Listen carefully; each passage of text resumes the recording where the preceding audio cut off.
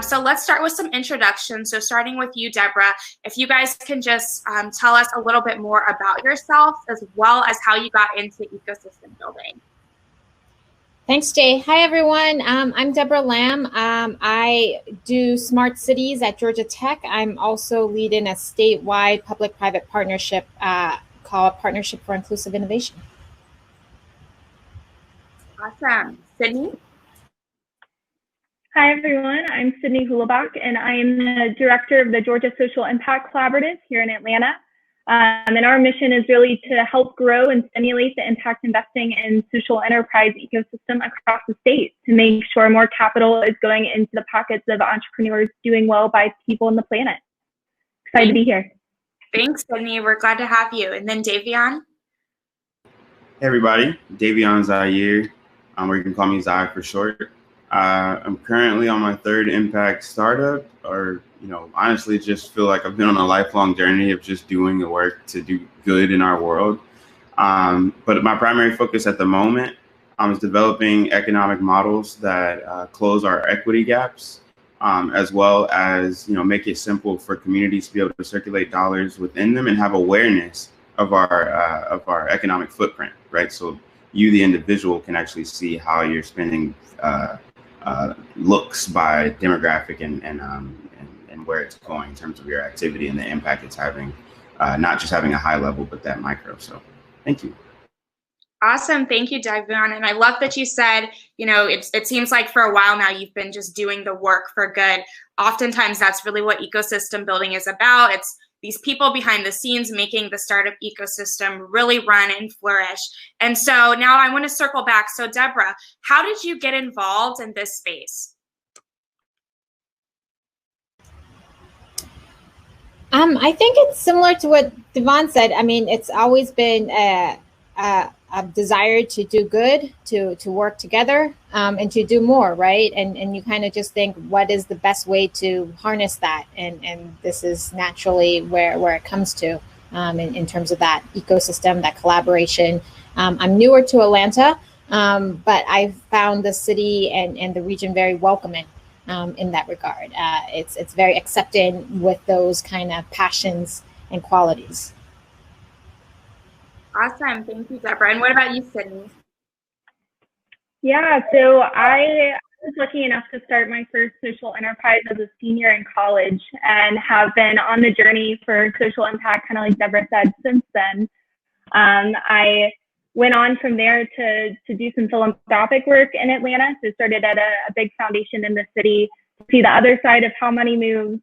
I then went off to grad school to study economics and see how the policy side of things works even at the international level. Spent some time at Ashoka up in DC learning about social entrepreneurs from across the globe, and then moved back to Atlanta really with a desire to connect with others who cared about making the planet a better place, as well as doing well by the people in the communities across our city. And so got involved with GSIC and helped work with a family office and advisory on social impact and sustainability. So it's kind of been interwoven into everything I've done to date, both on purpose and by accident. So love the opportunity to be opportunistic and be part of this work. Awesome. And I love to hear these common threads. And I jumped right in without introducing myself. I am Jade Lockhart, and I am the program manager for the HBC Founders Program at Next Cubed. And something I love that Sydney and Davion both mentioned is having this background in startups and actually running a startup and then kind of switching over to an operator role. I'm curious, Sydney and Deborah, you both mentioned having experiences with other ecosystems and other cities. So can you talk a little bit about some of the things that you've seen that you really love about this Atlanta startup ecosystem, especially when it comes from an operator role?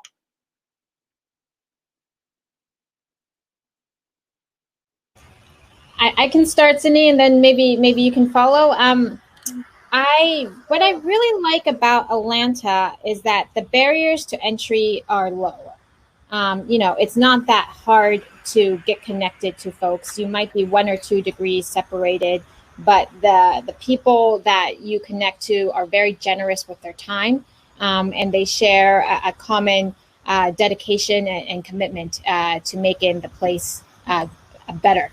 And so I really like those lower barriers to entry.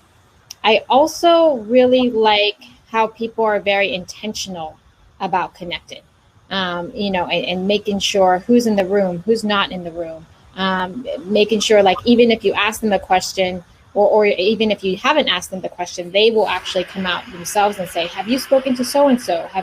Did you notice that there's this amazing startup that's doing amazing things by this incredible founder? And they will start to rally and be the cheerleader. And it wasn't because they have any connection to this startup or this founder. They just want to be intentional about sharing and celebrating and connecting. And I find that larger community is very good. And I know we're going to talk about this when we compare the community with the ecosystem, but I think basically Atlanta is made up of a number of communities that are all connected together to form a stronger mesh ecosystem, if you will. It's a mesh of communities. And that's what makes that a really powerful place. Absolutely. Yeah, I would second everything that Deborah said, and I think we all recognize there's a palpable energy in Atlanta. I've lived in other places, and while all cities have their unique element, I think Atlanta is there's a development here. There's a desire to make something of itself. We have the benefit of a wonderfully diverse community, and are, for the most part, incredibly inclusive in how we build ecosystems and build communities. I think Atlanta, like some other big cities, really straddles this international and local perspective. So we have the world's busiest airport. We have a wonderful number of international organizations here, from CDC to CARE to others. And we really leverage that for local impact. And I think that straddling of global and local is something that's unique to Atlanta in the way that we get work done, in the way that we network. As Deborah said, it's certainly a combination of communities. And when you go to networking events here, it doesn't feel like stuffy networking events in other cities.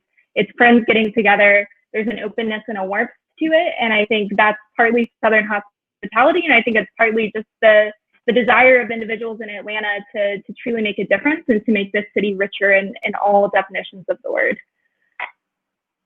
Absolutely, absolutely. And it just sounds so amazing, the community that you guys described for what you've been able to find here in Atlanta.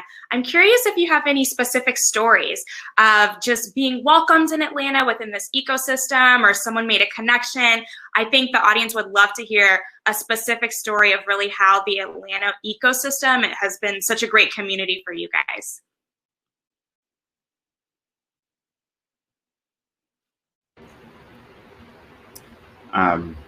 So I guess I can jump in. Little background. So growing up, I went to like 13 schools across the world. I was everywhere from Oakland to Atlanta to Jackson, Mississippi, South Africa, so on and so forth. So I really got to see a lot of how different spaces function. Primarily because also I believe I was around 11, 12 when I really started doing work that involved community. And building programs for community. I got to work with the National Children's Defense Fund to develop programs to help inner city kids see people that look like them do things that they never imagined they could do. And so that was like really important, just like creating that representation for them back in like 2000s, early 2000s, let's just say. And so I think that one thing that's interesting about Atlanta, and that we also haven't necessarily hit on yet, is also, I guess, the home of the civil rights movement. And so you also have a lot of this very strong activist spirit that isn't necessarily that, or at least at the time, that wasn't necessarily even tied to like money and getting money, but just more so about like doing what's just and what's right. So I feel like that spirit is something that I definitely sense in Atlanta. There was a comment about gaps in a way. I guess do you want to get to that later, Jade? I'm sure you can. Feel free to dive in now. Absolutely. Okay, so Rose said, just for everyone if you're not able to read it, basically there seems to be some distrust between experts, aka PhDs, large nonprofits, policy leaders, etc., versus social entrepreneurs. The idea being someone who has spent decades studying a problem may feel overlooked by a startup founder who is possibly very new to the problem. If this issue is real, what can or should be done about it? So I believe that the question here is, there's distrust between experts and social entrepreneurs, and there seems to be some dissonance between those who are maybe fresh to a problem and who've been looking at it for a while. I think, I don't know if I would necessarily pose it that way. However, because as a founder, right, I've been in that situation. I definitely feel like, you know, people who are in positions of being an expert can look at someone that's fresh to a problem and kind of, there's just, depending on the personality of the individual, there's a possibility for someone to be pompous and be like, you know, you don't know, you don't understand the space. But I think a really simple way to diffuse that situation is just to call upon their expertise and invite them into the process. And if you really feel like, as someone with fresh eyes on it, that their expertise doesn't make sense, great. Now you have more knowledge, you have more information, you have greater awareness of someone else's perspective. And I don't think you necessarily need to look to them as sort of a gatekeeper. We live in a time of mass connection through just the internet and the amount of connections we can make around just one individual, preventing another individual from solving a problem. So I just think that being resourceful and treating, like we're here to talk about ecosystem, treating it as an ecosystem where there's an entire environment, as opposed to just you know, one individual that's standing at the door of our future. I think we all hold the keys to our futures today. So I would say, don't be discouraged. And but on the other hand, I would definitely encourage experts to hopefully be open to also continue to be curious in terms of solving issues. But I'm going to pause there and let Deborah, Sydney, Jade weigh in, both Jade's question as well as Rose's comments.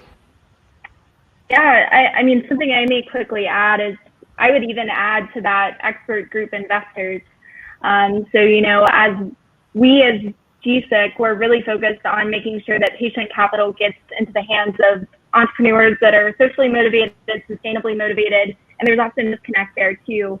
And, you know, oftentimes for an entrepreneur, I know I certainly felt this when I was one myself, the first time you meet an investor is at a pitch event or at something that's incredibly formalized. And so one thing GSIC does is we hold a lot of very organic networking events.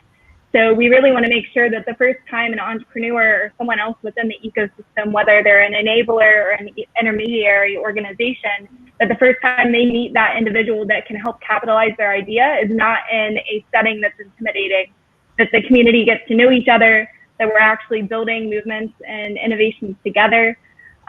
So, you know, that's one group I would add to that question, because I think, you know, even if you mentioned corporations, Rose, even as you think about corporate funding and how that's become a huge portion of the pie in terms of VC funding and seed funding here in Atlanta, given that we have a lot of big corporations here, you know, we also want to make sure that corporations are in the room, that we're bringing all those different, sometimes disjointed parties together in ways that are really informal, in ways that feel social, and like you're building friendships and building bridges and not necessarily just making asks.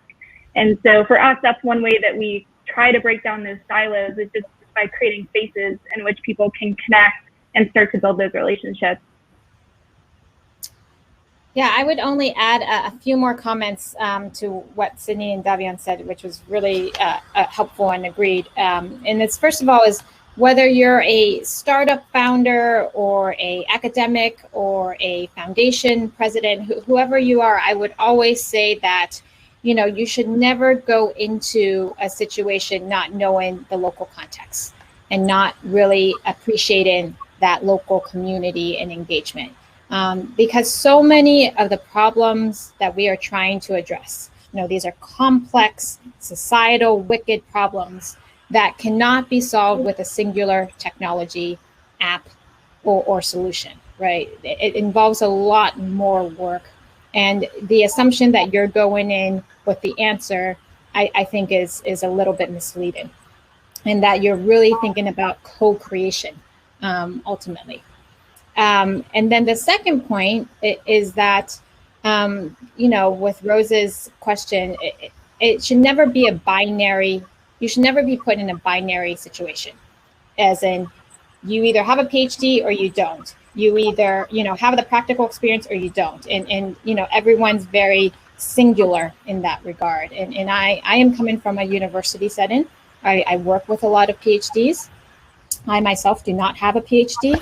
And I don't think that is a barrier to entry in terms of trying to deal with these solutions. And I do think in any establishment, whether it's a large corporation or a one-person startup, you are trying to find and build teams that complement each other and to build your skill sets. So the specific example that I can bring is the community research that we do is that it's very much about co-creation with what's coming at Georgia Tech in terms of innovation and research, but them bringing that knowledge and working hand in hand to see if it can be applied with the local community in mind, so that they can engage and co-create. So it's not a helicopter consultancy coming in, if you will, with that kind of singular solution. It is, we have an idea, we've tested this has worked in other places, this has worked in our labs, this has worked in other ways that we have done this, but we're interested to see if this could work together with you, and you add that local perspective, that practitioner perspective to complement the so-called academic perspective, right? And I can see this going many ways, whether it's from the foundations or the communities or the startups. It's all about that working together co-creation to address problems that cannot be easily solved with a singular application or technology. Thank you so much, Deborah. And this was just really great to be able to talk about the academia as well as social impact. There's so many sides within the ecosystem, and just seeing how they all work together is really great. I want to pause before we dive even deeper, and the audience, feel free to continue to ask questions and make comments in the comments section. I'm going to loop back to some of these questions that you guys have brought up there. But I want to stop really quickly because our final panelist has joined us. Edmund had a few technical difficulties, but I want to open the floor, Edmund, if you want to introduce yourself, and also if you don't mind including how you got involved with ecosystem building, that would be amazing. Yeah. Thanks for having me. Sorry about the technical difficulties there. Yeah, I'm Edmund Amoye, and I come at this from a very, very different background and experience. But the best way to describe myself today is I help people acquire leverage. And specifically, I'm working on building stages or helping build ecosystems for entrepreneurs of this decade to play their best scene. And what that essentially means is I'm working more in the programs vertical, and in particular, I'm using this new trend of no code and visual development to help founders go from idea to MVP faster, smarter, and cheaper. So there are a couple things I'm involved in that help me do that. Number one, I produce a podcast called Codeless, focused on this trend of visual development and no code. I also host a meetup. It's called I Want This to Exist. And it's simply an exclusive meetup to share, validate, or set ideas free. Lastly, I'm also a co-founder of a startup, a site. It's called thefollowup.co, and it's basically built to help people discover and support businesses acting for racial justice. So, lastly, I am a facilitator at Goody Nation just recently. Awesome. And Edmund, how did you get involved in ecosystem building? It sounds like you have really been pivotal in establishing several communities. How did you get started with that? In some ways it was very intentional, but also by my professional background is in luxury goods, and I purposely left that industry to take somewhat of a mini retirement to master something new. And when I moved back to Atlanta, I was trying to transition into tech. And to be frank, I couldn't talk to a tree about my skills from luxury goods to come to tech. But what I did find was the dots started to connect when I found this trend called no code and visual development. I was part of this. I'm still part of this mastermind focused on the trend. But the way I got into it, I think most the most impactful like indicator was when I started the podcast. And for me, it was a way to intellectually breathe. I was absorbing new knowledge in a space that I knew nothing about, but at the same time, I was able to share it with other people. And that podcast was very seminal for me personally, but in helping other people. And then, the next couple things I did were really about self-expression, like the follow-up focused on social justice. And then I want this to exist, getting my ideas out. And I think it started with that podcast. And so in a selfish way, I was trying to learn something new, but at the same time share. Awesome. That sounds amazing. And you touched on something that I want to kind of open up to the group. It sounds like, Edmund, you've been able to build some amazing communities and ecosystems, and everyone else, you also are really heavily involved with other community and ecosystem building. However, everybody's kind of working on these different verticals with a common thread of Atlanta. So I would love to hear from each panelist. What is something that is really important when building a community in Atlanta? And what doesn't work? What's something that you should avoid? Let's start with you, Davion. Yeah, so the question is regarding building community specifically, correct? Yes, or it could be ecosystem as well, but just, Okay. in Atlanta, things that you should utilize or things that you maybe should steer away from. Yeah, I think it's really clear it's important to be clear on our goals, right? I think a lot of times when it comes especially to the impact space, if we sit the impact space and the social justice work next to perhaps the traditional C-suite, when it comes to being in those rooms and having clear goals and metrics for success and models for producing it, I think that it's a bit different, right? Like when you're in a room with individuals who say, "Hey, we need to make $25 million in the first quarter of this year," they have a very clear outline of exactly that goal, and then a set of things that they'll do in order to achieve it. I think when it comes to social impact, oftentimes it can be a little nebulous. And so we'll say things like, we want to reduce CO2 emissions or we want to close equity gaps, but we won't put numbers on it. So just to, actually to actually highlight someone that put a lot of this together, Joey Womack, I really do appreciate his approach to the community and the ecosystem, because he says very clearly, I want to help X amount of people by 2030. I think it's like 100 million people or something like that. Fantastic, because now we can all have a clear sense of just how large the impact Joey wants to have is. And I think it's very important for more of us to come to the field ready to go and ready to grow. And I think that by having those goals, by those numbers, we may not even hit the number, right? It's not really about that. It's the same thing in the C-suite rooms.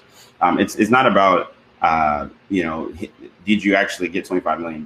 It's about, okay, if we didn't, what do we need to do to course correct? If we did, what do we need to do to grow?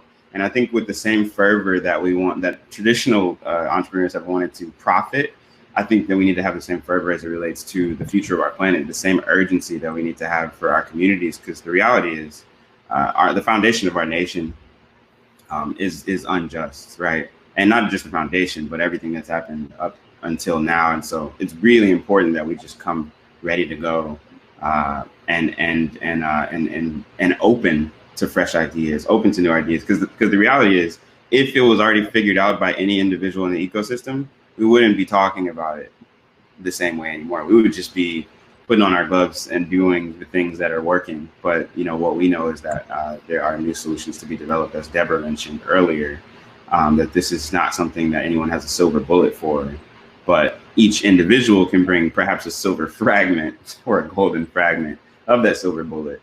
And then we can put it together and we really develop some awesome things. So I think openness and clarity around what our goals are. Absolutely. Sydney, what about you? Do you have anything to add there? You seem really engaged with what Davion is saying. Yeah, absolutely. Well, of course, always so appreciative of Zai's comments and have enjoyed working with him in the ecosystem. For us, especially pre-COVID, the bulk of our work was in person, and it was networking events, it was storytelling events highlighting local social entrepreneurs and ecosystem leaders. It was, just having places and spaces available for people to connect and network and share. And for us, it was important that that work took place in every pocket of Atlanta. So we never held an event in the same place, and we never held an event with the same partner, because it's important to have a diversity of perspectives, voices, and spaces available for people to engage, and to make sure that we are reaching different audiences, sharing different stories, and including all perspectives. So another part of that is just an incredibly busy space like Atlanta is, making sure what we had to say was useful and purposeful. So making sure the resources we provided actually helped connect social entrepreneurs to people who could help provide them capital, to the resources and trainings they need to implement their business, to grow their business, to think about different business models like B Corps. We were very involved in helping pass B Corp legislation in Georgia this year, which will officially be an option for how to incorporate as a business in the state starting in January. And so just making sure that we were using our leverage and our communities to make a difference in that way, and to bring different people together. And something to avoid, for us, it's really avoiding exclusivity. In the impact space, people define impact in so many ways. And I think making sure that we don't box anyone out of a conversation because they may define impact as being a small business in a community versus someone else who's serving, 5,000 plus stakeholders. Like, those have various levels of impact. And we've seen that particularly highlighted during COVID, that impact takes many shapes and forms, and it has many different leaders. And so, in making sure that we're not exclusive and that our events are free and open to the public, so those that want to come learn and engage with us can. Those are things we really make sure that we keep open and try to avoid exclusivity there. And for us, over the past, we've been around 2.5 years now, and that's allowed us to really engage with over 1,000 plus stakeholders across Georgia as a whole, but really here in Atlanta. And our next step for 2021 is to bring that statewide and make sure that that ecosystem highlights pockets in the state where innovation is happening outside of the metro area, because it is happening outside of the metro area. And how do we connect individuals to resources that exist here and make sure that those entrepreneurs get the support they need as well. Awesome, Sydney. And it sounds like your organization is being very intentional about being inclusive as far as where the different groups are that you guys are working with within Atlanta. So that's really exciting to hear. And Deborah and Edmund, Sydney brought up a point that I really want to kind of direct to you guys. And that point was, the pivot to virtual, the pivot through COVID-19 and things no longer being in person. As an ecosystem builder, Deborah and Edmund, how did that COVID-19 pivot really play a part as far as your work, and what was the result of that?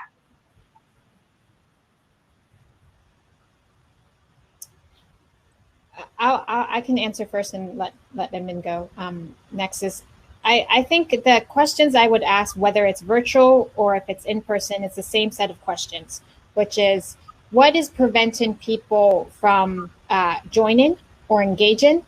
And then think about working to systematically removing those barriers. So there's the first set of barriers, which is just physical, right? Like, can you not get there because there's no transportation access? Can you not get there because it's during a work day, or you can't find childcare, or, it's very hard to get out from whatever other meetings you have? What's the physical ability for you to get there? Or is it not accessible because you have some limitations in physically getting there? So it is very much thinking about that first step.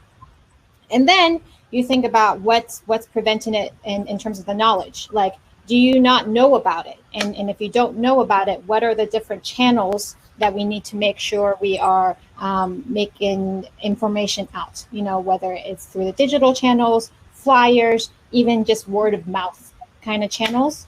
And then you think about, even if you have those, like, there might be people who just don't want to go or don't want to get engaged. And then you kind of say, like, well, is it because they don't agree with this, or they actually don't think it will make an impact? They don't think their voice is going to matter and not make a difference.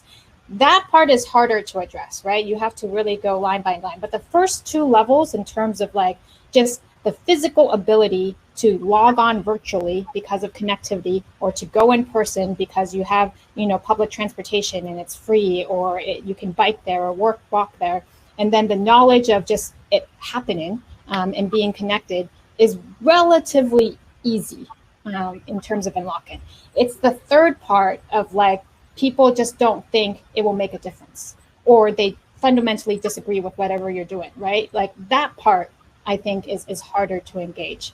But the reality is, as Sydney says, we frankly have a hard enough time trying to address the first two parts. Like sometimes we aren't mindful of what's preventing people from coming together, and we need to really do that checklist to kind of see, like, have we worked to be as inclusive as possible and trying to make it as easy as possible for people to connect. It's easier if we've already thought about all those things rather than assume that people would figure it out. You should never assume that. Yeah, that's a great response from Deborah. I come at it not different, but just because of my lived experience, it's really different. So having come from, the luxury goods space where you learn to manufacture desire in a rational way to make people make irrational choices. One of the founding principles or big lessons that I take away from that industry is experiences matter. So for me, coming into this whole practice of building communities and ecosystems, I came at it luckily, because my topic is focused on no code and visual development, it's tech, focused. I came at it quite differently in the sense of thinking about it as an experience, but I'll use a metaphor here. I think about everything that I do, every community I'm a part of, every ecosystem I contribute to, like a stage. And I like to think about everything that I build like a stage for our members to play out their best scenes. So like every meetup, every product, every interaction you present is like a prop on that stage for someone to play out a scene for themselves. So for me, coming into this, online already mattered, but not because it was a new channel I needed to dominate because of COVID. It just mattered because when you think about the things that allow people to take action, it really comes down to an experience and a feeling. So, a couple of things were really important. Not only, number one, unbundling the communities and ecosystems I'm a part of to meet people where they are. So that means maybe, I'm using a particular tool to make people have random interactions and deepen their relationships. I'm having a separate environment for people to come together and just throw out stuff and, hopefully get some inspiration. But one of the key elements in there that I think is very important in this space of impact and in the space and on the topic of inclusivity is I really focus a lot of what I do on the key lever of mirroring. I essentially want people to see themselves in whatever I'm doing, an interview, a conversation, so that when they can see themselves in a conversation or a story, they can then go away and realize, oh my gosh, like I can still do that. So mirroring has been really, really important, whether it's online or in person, because ultimately, impact is not just about, like something you can see, but it also occurs in people internally. And so for me, I believe people, have these identities they want to confirm or that they aspire to. And mirroring is a really, really great way to help that happen. But I want to really compliment Davion on something he said, because we share someone in common, which is Joey. And, Joey really focuses on inspiring us to make us think of the results of our work as inspirations that lead people to take actions to help them realize their own dreams. So, for me, for 2021, one of my big questions is, how do we get 100 women, founders of color, whatever you might say, to build ventures using no code? Awesome, Edmund. I really love that thought, and I want to continue this conversation about, building inclusive and diverse ecosystem builders. You mentioned 2021, so I want to open it up to the rest of the panel as well. How do you think we can continue to build a next generation of diverse, inclusive ecosystem? others. I'll jump in on that, Jade. I feel like it's really important for us to even move beyond like the term inclusive. I always like, this is always a thing for me where I always like jump in and I'm like, inclusive is okay, but really feel like we should be being generous, right? Like we shouldn't be talking about like just having someone in the room. We should be thinking about like, how do we genuinely appreciate someone? Because what we appreciates in value. It's a very direct concept in business. If you are focusing more energy on something and you're focusing more on appreciating it, it will grow. What we feed grows. And diversity also isn't even just something that we look at by the skin, but as Edmund points out a few times, the perspective. And so a lot of times I think you'll even have, people that have skin or certain genitalia in a room. So let's say men, women, non-binary, so on and so forth, right? And everything in between. We have to look at those spectrums. We have to understand that just because someone has one of those traits doesn't mean that the other 99% of themselves is some monolithic idea that we have of them, right? Like just because I'm in a room doesn't mean that I'm going to have the same perspective that Edmund does. And just because Sydney's in a room doesn't mean that she's going to have the perspective that Deborah does. And so it's really important that we begin to value all perspectives. Like if we're trying to solve the houselessness issue, for instance, we should have people that have experienced houselessness in the room. Because they're the experts at the end of the day on what it was like and why they ended up there, right? We should be looking at the people most impacted by issues. And I think a huge issue I see a lot of times is the people who are impacted by problems aren't actually in the rooms to solve those problems. And then further, I think that as it relates to the investment community, since this is a group of people that can actually catalyze capital to do great work, is really, I think maybe we need to create this vision and this understanding of like, hey, here's the world today, right? Like the way our economics work is there's millions of communities. We make these companies and their growth possible, right? But the communities are being left behind. And so why do we have equity gaps? It's actually very apparent. There's nothing confusing about why we have our economic issues today. I also want to like skip all the bullshit, if you will, like about like, oh, why are certain people in a lower class? Like these are things that we shouldn't even, we don't need to pretend, right? There's no pretense. The sooner we can just get to it and be honest and authentic about these things, and also to Cynthia's point, the sooner that we listen to people, right? She said, how do we embrace them and their specific gifts? We need to listen to people. And we don't need to change their story when we hear it and like make it into what we think they're saying. We need to like hear it for exactly what it is that's being said, and then treat it with that sense of urgency. If we're saying that in Atlanta, it's one of the cities that's experiencing like top 5 in the U.S. or top 10 in the U.S. for houselessness, as well as things like child trafficking or trafficking of human beings, and economic disparity. Like I think it's like number 1 or so. It's up there as far as economic disparities. Those should be things we should be taking to heart, right? Those should be things we can look at and go, well, how can we change the models of our companies so that there's actually community stake? How can we, make sure that as we're building things, we're not building things that are inconsiderate? And I think the last remark I'll make on this is we tend to fly blindly when it comes to entrepreneurship and investing. We basically say, oh, we can make this much money, or we can, solve this problem sort of. Great. We'll just package it up, put it together. People will buy it, so it's good. No, to me, that's the wrong approach. If we're going to build something, we need to have awareness. We need to have as much awareness as possible of what are the potential consequences of what we're building.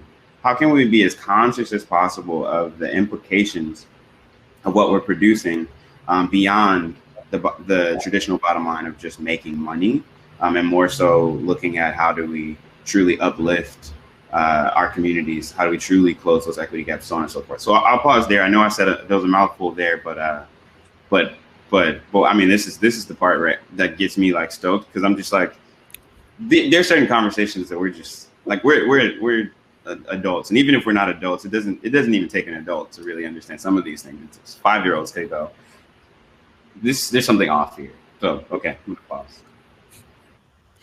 Yeah, sorry, Sydney, go ahead. No, please. Okay. So Davion just like hits a couple things, and I want to touch on this. Like, let's not like ignore the elephant in the room. Like, like let's not act like it's not there. And one of the ways I came to this, and I'll put it down to a philosophy that I have, is that in order for us to not necessarily change, but more importantly, have impact, we literally need to, number one, change the measurements of what impact means. Like for me personally, having gone from a corporate, like, C-suite background, where most of the time, for all intents and purposes, profit was the main motivator. And nowadays, I really don't partake in any project or any endeavor if it's not a combination of purpose aligned with profit and talent, and whether we can scale that. Number one. So that's changing the measurements. And I think the measurements really need to be changed for a lot of constituents, investors, and players to play this new game. But more importantly, I really want to talk about normalizing the future that we want. And for me personally, coming from what I would call like a mercenary culture in some of these corporate these companies that exist today, one of the things I always noticed was that especially dealing with gender, I always thought I was an objective person. If you do your work, you do your, like, we're all objective. But what I never ever really realized until I left was how my particular profile as a Black man actually impacted my opinion of anyone that wasn't like me. And so today I look around that half of the US population is made up of women, period.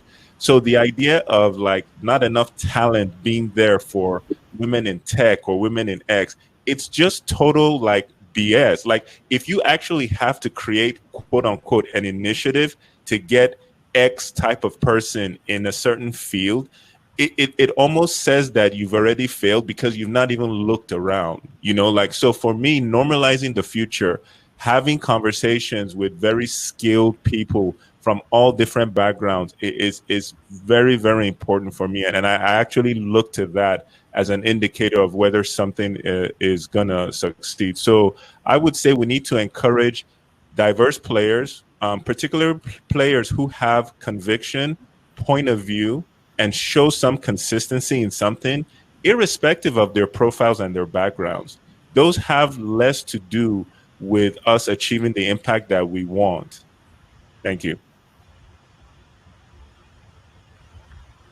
Yeah, I just want to first uplift something Zai said that really stood out with me, which is valuing and equating lived experience with work experience. And I think that's something all the panelists have hit on today that's so important for building the next generation of leaders. And then if we believe that those things are equal, then we need to make sure all leaders have access to capital, resources, and networks, bottom line. Like if we believe we want to invest in diverse ecosystem leaders and ecosystem leaders trying to make a difference in Atlanta, then they need resources, they need money, and they need connections to get there. And it's up to us to ensure that those doors are open, that those bridges are built, and that we're staying true to our word and really putting what we're saying into action. As Edmund touched on, there's no lack of talent. There's no lack of incredible social entrepreneurs and entrepreneurs otherwise here in Atlanta. I saw a question in the chat about how social entrepreneurs are doing in the city and getting capital and accessing resources. And to be honest, like it's a challenge. That's something we've noticed, and particularly for founders of color and women founders, there's a huge gap. And the Southeast has so much to offer. There's so much going on here in Atlanta. There's wonderful ideas that can make an impact and that are, public-private partnerships that are thinking about ideas in new ways. And they're having to go to California and to New York and to Boston to get that financing. And there's no lack of capital here. There's people that have money and they're just not putting it into these founders. And it's up to us to make sure that those leaders get capital, resources, and networks. Let me just add a little bit more of all the great things that have already been said. And that I think that is a sense of responsibility. And there's been so many pitches that I've heard from founders that start with, I saw a problem and I tried to address it. And my automatic reaction when I hear that story is, did no one else see this problem, or were they not impacted by this problem? Right? And that's the reason why we are where we are, where it's only the people who were impacted or care about that problem who are invested by it, right? Whether and that's where we start putting things into boxes, because a woman saw a woman problem, or a parent saw a parent problem, or you as a student saw a student problem, and then nobody else saw that as a problem, or even if they saw that as a problem, they didn't think of it as a big deal. And until we all think of these problems as a big deal, that's when we start making that systematic change, right? When a founder stands up and says, I see a problem, we should all see that problem, right? It's not just because this founder saw this particular unique problem that is happening to a subset of people or a subset of the population. And if it doesn't happen to anyone else, then we don't care, right? A lot of the things that we are trying to address affect us all, right? When we're talking about systemic social justice, broader problems, if you are confined into your own narrow bubble, you won't see that and it won't affect you. And that's the change that's being limited, because that change means that it's only being moved by a certain community, right? So it goes back to Jade's larger question is, how do we make it an ecosystem? And that question is, how do we make it an ecosystem where everybody sees the state that we are in as a problem, and that we are all equally responsible for trying to address that problem collectively? And it's not just a subset of founders or a subset of investors or a subset of allies, but us collectively trying to move the needle on that. And that's how you create the ecosystem that I think we're all trying to push for in Atlanta and Georgia and the Southwest. Wow. Thank you guys so much for those comments. That was absolutely phenomenal. Edmund, you mentioned a really stunning point there, which was normalize the future we want. So I would love to hear from everyone. What is the future startup ecosystem or your specific vertical that you would like?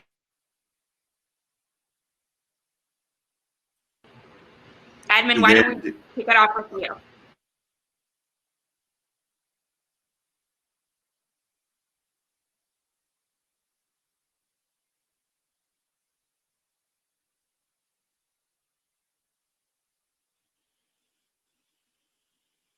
Okay, well, we're trying to fix Edmund's audio. Why don't we kick it off with you, Sydney?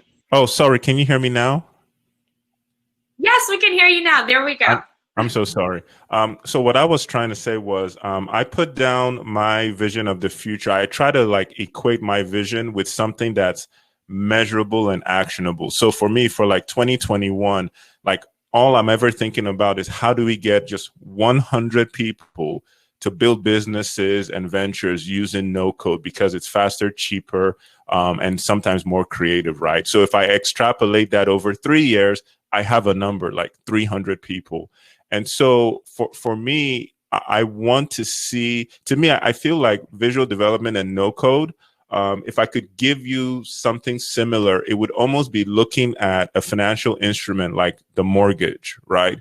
We all know that it's a great instrument for people in this country to develop wealth. However, because of errors in the foundations of how this financial instrument was distributed, you can see that, you know, minorities and people of color haven't benefited as much from that wealth, that opportunity to generate wealth. And so if you look in the technology space and you look at non-technical founders who generally today believe that they have to go and find a technical co-founder to actually build some type of business that's, you know, based on technology. No code is disproving that and saying that the person with just a marketing background or just a background in, you know, writing and ad copy can actually develop products and tools that they believe can solve their own problems. So for me, I think it's like, you know, the next 3 years, 300 people, you know, in this space, building products and services to, you know, to make impact. I think that's really, really important.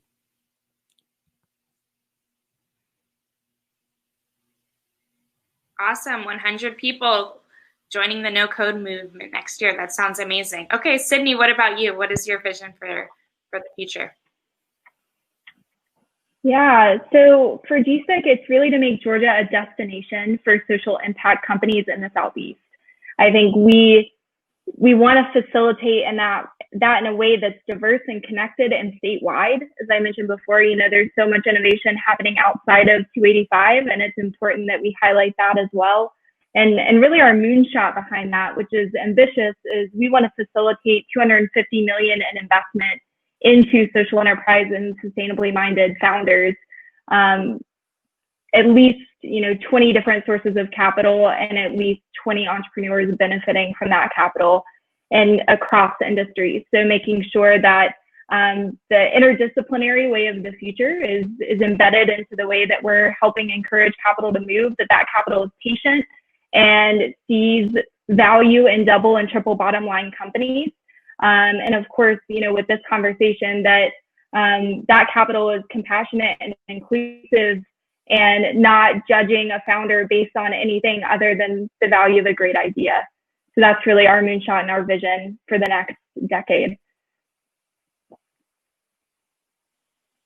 Awesome. And then what about you, Deborah? Yeah, I think I'll put this on the chat boxes, but we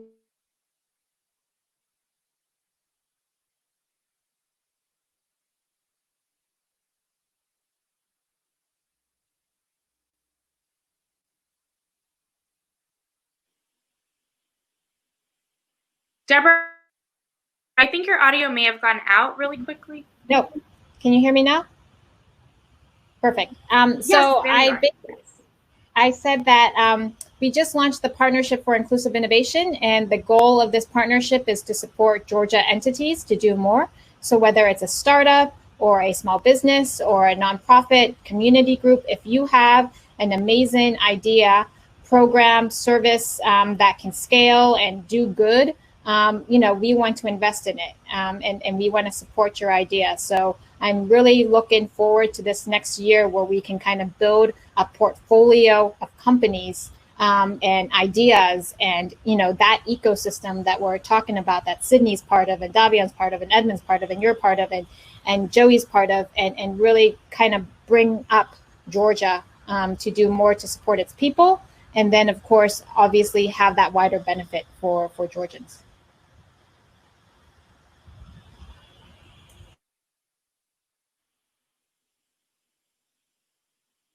And then Davion, what about you? So, my vision is, to just jump all the way to it, like my vision is a world where, everyone is focused on doing what it is they genuinely love to do and that they're aligned with, right? In the sense that we could even function in a world without money, to the point where, and what I mean by that is, like, money has been traditionally known as something that's like a measurement of value. But we know that it's been an incredibly manipulated and skewed metric of value, right? It's been played around with. People that have a lot of money can skip actually paying their taxes. You can do that at any level, but, you might have a little bit more time and resources on your hands to be able to do it the more that you have.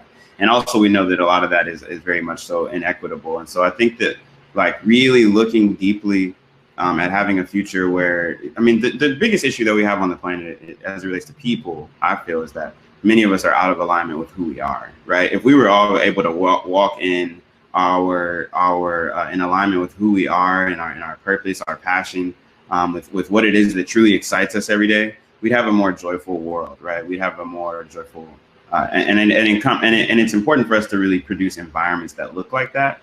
I think it's important when talking about these things, though, to look at like the actual situation today. We talk about diverse founders and things like that. And I think something that goes under acknowledged is the fact that, like, so for instance, if you're a Black founder or any, person of color, or even a woman founder, whatever it may be, it's likely that you are, it's likely that you're probably first generation of, like, even just trying to pay your own bills as well as pay the bills of potentially even your parents, while you're also coming up with ideas. And, like, what one thing like Silicon Valley likes to do is highlight all these people with these big stories of, like, oh, this startup founder just started and they created the next $1 billion startup. But the reality is not that they started with like zero or nothing, or they were trying to cover their parents' bills, but perhaps their parents could actually give them $100,000, $200,000, $250,000. And by the way, that actually comes from an unjust foundation as it relates to like our nation to begin with. Like Edmund said, a lot of minority groups haven't had the opportunity to generate the wealth, when the reality is we did generate the wealth. We didn't even just produce the actual products that the nation is founded on, but a lot of the brain trust for how the things got started, like just to actually even paint that picture. Like when we talk about, just to go all the way back, but if you talk about enslaved groups, they weren't just people who were just working in fields and someone said, do this, do that, do this. These are people, the people who said, do this, do that, do this, didn't know how to do the things that the people who were enslaved were actually doing. So not only were they, it's like if you take coders and you go, I'm going to make you build my entire internet. You're the only one who knows how to do it, but I'm going to make you do it. I don't know how to do it. I don't really feel like doing it, but I'm going to benefit from every single thing you do. And I really just want to like really bring that picture back, because we cannot move forward without really have a clear sense of where we come from. And I guess like, I have like specific goals that I'm working on as it relates to origin and helping our communities become the source of our own daily goods, because I do believe that by us sourcing our own needs from within our communities, we can actually, substantially shift our economic picture.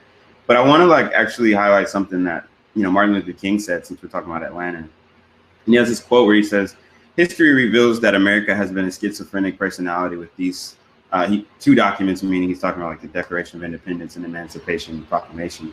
But when talking about them, on the one hand, she has proudly professed the basic principles in those documents, which is that all men are created equal, which by the way, doesn't include women and so on and so forth, but we know that. On the other hand, she has sadly practiced the antithesis of these principles. And I'd like to note that, the individuals who wrote these things, and this is just super important because we keep moving forward without going back to it. The individuals who wrote these things were very much so like that. I mean, Thomas Jefferson was someone who has quotes where he's saying, we have the wolf by the ear, talking about, enslaved peoples. And he says, we can neither let him go safely nor hold on to him much longer. And that the scales in our nation are of justice and of self-preservation. And that, he sees a sure decimation of the future of our country, this country that we stand in today, if the issue of people as property is not addressed when it comes to our economics, and we're not treating like some as lower and some as higher. And I mention that because the scales are justice and self-preservation. So when we have these conversations, maybe it'll be helpful for us to be able to frame them as it relates to, are we holding on to certain luxuries and privileges where we're still sacrificing others' humanity when we're doing our work? Or are we actually focusing on uplifting the just, what is truly right and healthy for our future? We're brilliant. Like, I don't want to sit here and pretend like the people here aren't brilliant, the people in the audience aren't brilliant. We are. We have the capacity and the ability to build these solutions. I think it's just important, again, to like really frame it in such a way that we continue with a sense of urgency. And again, we have a clear context for where this is coming from. And it's not like, oh, well, I'm helping Black founders today, and, great job. But it's like, no, like this is critical. This is key to our future. And so this goes for the policy makers in the audience. This goes for the investors in the audience. This goes for the entrepreneurs, and so on and so forth. So hopefully we really get a lot of, flexible thinking around this. I have some specific ideas as it relates to each section, but I'm going to pause there because I know that, I just went on for a bit there. No worries at all. That was awesome. And I'll actually circle back to you, Davion, with this, one of the final questions, which I would love to really hear more about. There could be some potential ecosystem builders, some future ecosystem builders in the audience. What advice do you have for them, as well as are there any resources that you could point them to? Yeah. Well, first, I'd like to say, whatever it is that you most genuinely feel inclined or magnetized towards, please go and spend time in that area, right? Keep your mind open as it relates to listening to people from different spaces, But if you feel inclined towards the environment and that's what you love, do that, please, because we need people that have the passion there. Same thing with animals or people and so on and so forth. It's all interrelated. As Angela Davis, I like to use her quote. She describes it as like interlocked oppression. Like you don't solve one issue without actually solving the other. It's like they affect each other. And the last piece of that is read. So there's a lot of great like documents that people have actually produced. So a couple resources I give. I like a lot of people that put on the Impact Investor bow and tie. Like to use like conscious capitalism as their blueprint for the future. So perhaps understanding those principles is good, so you know who you're talking to. But also I like what Anand created with Winner Takes All. So it's a great book that directly addresses John Maxwell's conscious capitalism and so on and so forth. So just having an understanding that there are intellectual thinking and documents that can be referenced here. In addition to all the endless data about the fact that we have some problems that you can always use. So read, follow your heart, and stay open to what others in the space have to say, because there's also a lot of great wisdom that you can avoid a lot of roadblocks from them. Yeah, if I could add. Awesome, thank you. Mm-hmm. Sorry, but if I could add to that. I think one of the most, and this is as someone who is transitioning into this space and still relatively like new. So, but one of the biggest practices or principles that I think is so underrated is the idea of copying. So like I personally, from my life experience, there's a filmmaker that I really admire, Kirby Ferguson, and he does the Everything is a Remix series. But there's this whole formula: copy, combine, transform. Like just copy all the stuff you like about impact or any space, combine them, and then put them in like your pasta maker to transform them with your unique point of view. You can make linguine, you can make tortellini, whatever that means, but copy, combine, transform. Like no idea is original. And so try to look for examples of organizations, people, and practices that just make you have this like awesome like feeling of realization that the world is different, and copy them.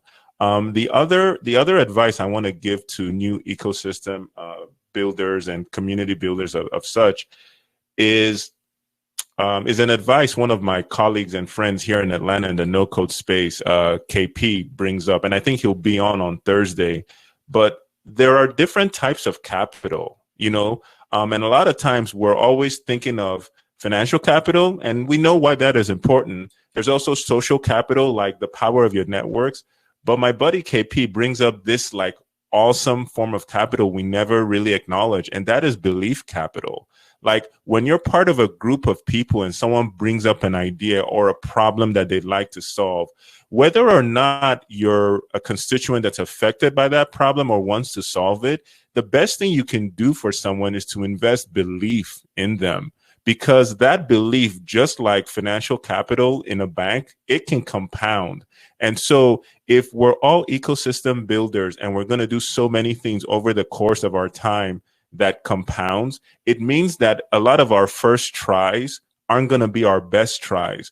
But we need that belief capital in order to have these examples and iterations under our belt to ultimately become so good and powerful at what we do. So belief capital.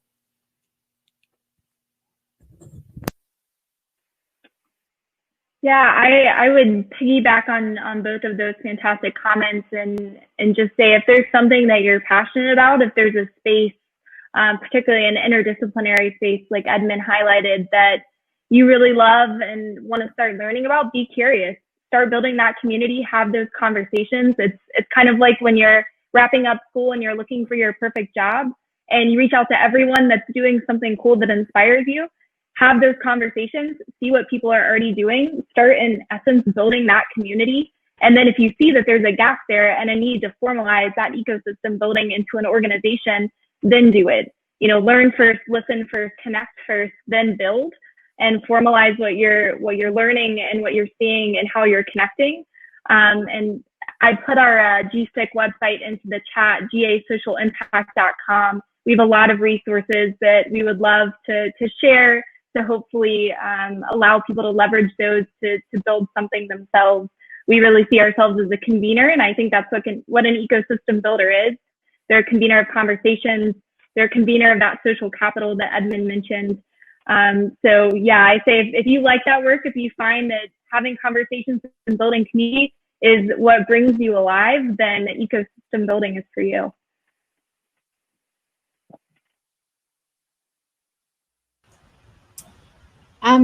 Last thing I would just add is that, you know, I am a huge proponent of MVPs and minimal viable products and low-hanging fruits to keep going when it comes to these startups and founders, because you need to keep driving, and that's an important part to sustainability. But I am also one that will say that for the real systemic change that all of us are advocating, promoting, rallying, that's going to take time. And that, you know, to a certain extent, we need to be in for the long run. We need to, you know, have that endurance, not necessarily patience, because I think if we're patient, that sometimes gets into complicitness, but we need to know that this is about a long game, and that, you know, we are really fighting for real change, and that we need those kind of low-hanging fruits and MVPs to keep on going. But this is really a much longer enduring fight, and I commend my fellow panelists for being part of this movement, and all of you as well.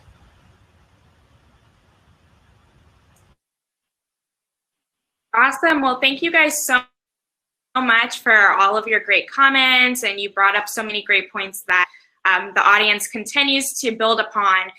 So I would like to open it up for closing comments, and I will also encourage you to please feel free to leave a link for where the audience can connect with you after this session.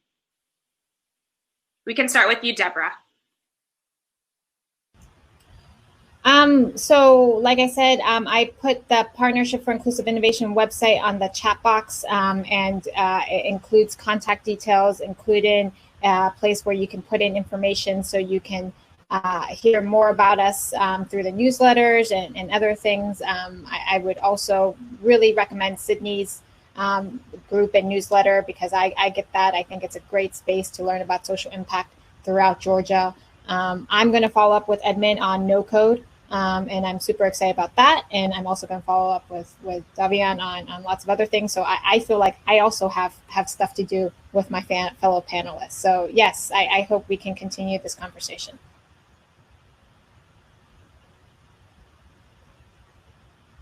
Thank you, Davian. Yeah, I will drop a comment in the note with my details. I guess I'll just drop a quick plug. I haven't necessarily been on the front lines of this, but I do want to drop a quick plug for the idea of there being a basic income that actually addresses you know, a livable basic income as we move into the post-automation era. We've seen quite a few examples of it being successful in cities in America. It doesn't necessarily disincentivize work. It actually incentivizes creativity, which is what we need more of, because people don't have to worry about struggling. They can just focus on, like, hey, how can we thrive and create new things? As it relates to me personally, Origin has rejected about $500K in VC dollars this year, largely because of the fact that venture capital hasn't been compatible with our model of it being like community owned as well as employee owned as we grow. We want to make sure that we're redistributing wealth across communities, not creating another Jeff Bezos effect. And so we're going to be releasing some information soon about how you can participate potentially, or different ways you can participate in our raise, because we truly want it to be something that comes from the ground up. This is new to me, so you know, never done like a community raise, but excited to see how this goes. I'll share my details so we can connect further. Yeah, just in closing, I put my details in the chat, but honestly, the best way to find me is on Twitter. Twitter is kind of like my living room, and then I augment with, you know, LinkedIn and Zoom and other things. But Twitter's probably the best place. And I just, if there's one thing you want to take away from this conversation about me, is my default strategy is to help others acquire leverage. And that's just really pretty much all I do every day. And if I can meet someone that is predisposed to that strategy, and I can offer any value, my day is typically done before it starts. I feel like a rocket ship when that happens. So the only thing I would say to, if you're out there and you're thinking of, doing something in any space, if you don't know what to do yet, just honestly copy, combine, transform, and think about whatever you do as a stage for your members to play their best scenes.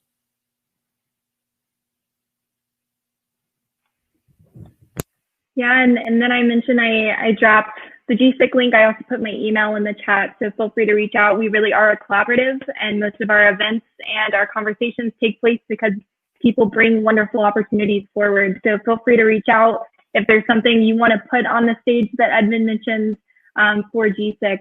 I'll mention too that in addition to being a part of this panel, we are also helping plan the social impact track for this conference. So if you want to take part in any of those events this week, we would encourage you to. Zai is actually on a panel that we're hosting at 1 p.m. today about the future of B Corps. And then we are also helping host a conference this week on, it's called Build Back Better Southeast, and it's on Southeastern B Corps. It's taking place Thursday, and we're leading a panel on the future of impact investing. So we have lots of events coming up, as Deborah so nicely mentioned. We have a newsletter where we highlight those and would love to bring you guys into that conversation.